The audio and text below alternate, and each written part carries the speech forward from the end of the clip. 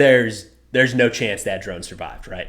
Looks like the ICBM won that battle. But today we've got videos showing a mobile Ukrainian anti-tank team, Ukrainian mine clearing equipment, Russian equipment that is laying those mines, and helicopter combat operations over the battlefields of Ukraine.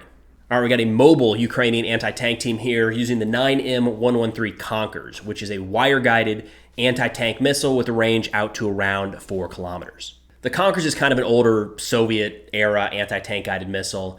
Russia has since upgraded to the Kornet, which is much more technologically advanced, but also a lot more expensive, so there's still quite a few of these Konkers floating around. There are some pros and cons when it comes to these wire-guided anti-tank missiles. So on the bright side, they're a lot cheaper than variants that might establish and maintain a lock and then guide themselves onto the target.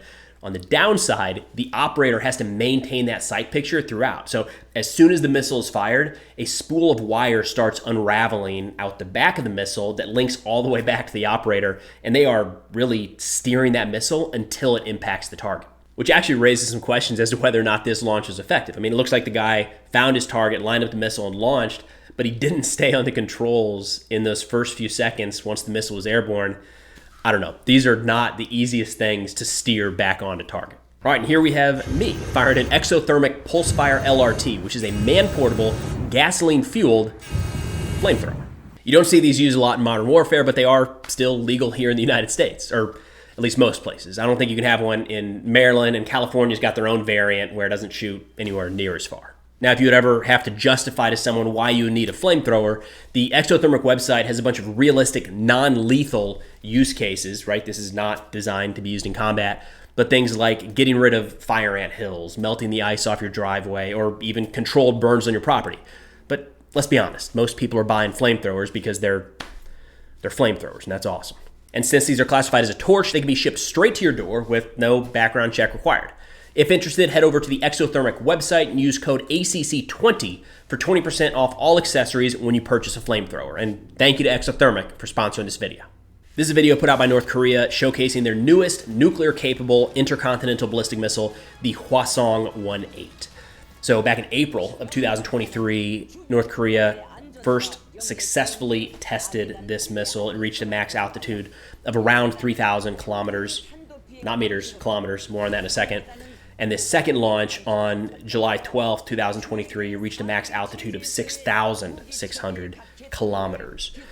So the estimated max range for this thing is around 15,000 kilometers, which effectively means that it can reach anywhere in the world. There's like small portions of South America that maybe wouldn't be covered, but all of the United States, all of Europe, it's, all of Asia. So the reason that it's reaching the altitudes that it is that in order to test a weapon system that is this long range, the best way to do it is to fire it straight up. If you fire it at any angle, east, west, north, or south, it's quickly going to cross into somebody else's airspace and either be shot down or perceived as a threat, and there could be some sort of retaliatory strike drummed up, right? I mean, imagine there's a North Korean intercontinental ballistic missile that they're launching to land somewhere in the Pacific between North Korea and the United States. How long would we let that come towards us before taking some sort of action to retaliate? But there's a couple drone shots in here that are pretty crazy. They set up a lot of cameras. Obviously, this is a pretty big event. There were arguments or a debate that this was partially conducted right now in response to North Korea's failed satellite launch back in May. If you recall, the satellite kind of didn't make it into orbit and fell back down. South Korea and Japan recovered a lot of those parts.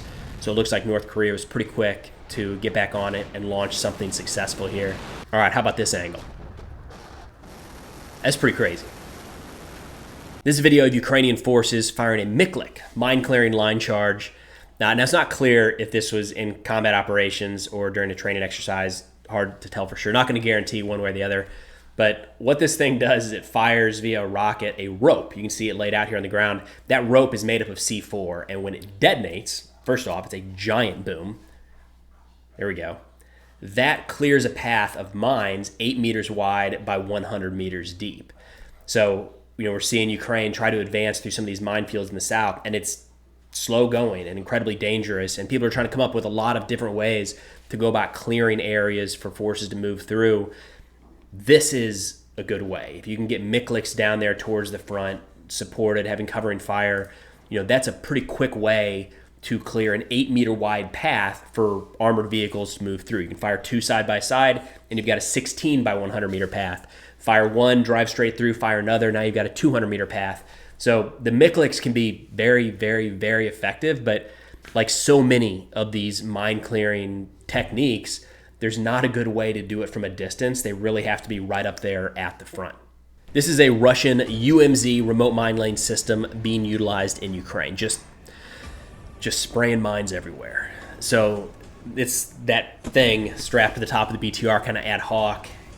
What it is essentially can contain up to 30 pods that contain either anti-tank mines, anti-personnel mines, or a combination of the two. And as you see here, it launches them out over a designated area of the battlefield, and they scatter, and now all of a sudden that area is mined.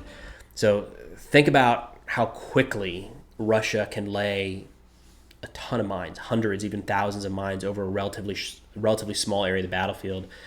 This is one pod on the back of a BTR. There have been some pictures and videos of Russia utilizing these in the back of cargo trucks, where they're able to put 3 facing each side, 6 of these pods total. You wonder why some of these areas in Ukraine are so heavily mined, and how did that happen? This is one of the ways. All right, I wanted to highlight this video because we see 3 helicopters taking off here, and you don't normally see that in a lot of the videos showing helicopter operations in Ukraine. So in a recent podcast, Michael Kaufman, a great Russia analyst, talked about how Russia has adapted their tactics during the war to where Russian helicopters are kind of operating in teams. They tend to have an Mi-28 kind of operating as a forward scout, albeit very, very close in forward scout, a Ka-52 operating a little bit further back, and then an Mi-8 even further behind that, working in kind of a combat rescue role. So if one of the 2 attack helicopters were to get shot down, that Mi-8 could quickly swoop in and try to pick up the pilots if they're still alive. This is kind of similar to something that the United States used in Iraq and Afghanistan.